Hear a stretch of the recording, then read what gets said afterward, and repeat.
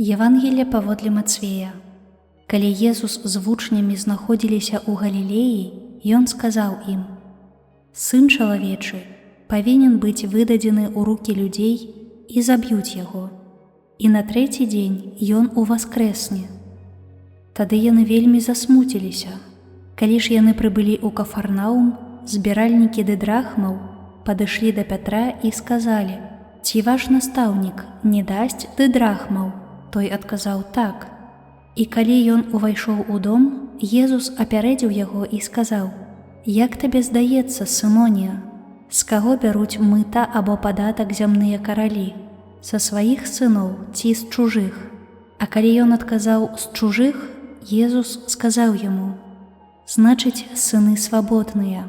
Але каб нам не спакусіць іх, ідзі на мора. Закінь воду і вазьмі першую рыбіну, якую зловіш. Калі адкрыеш ёй рот, знойдзеш статар. Вазьмі і аддай яго за мяне і за сябе».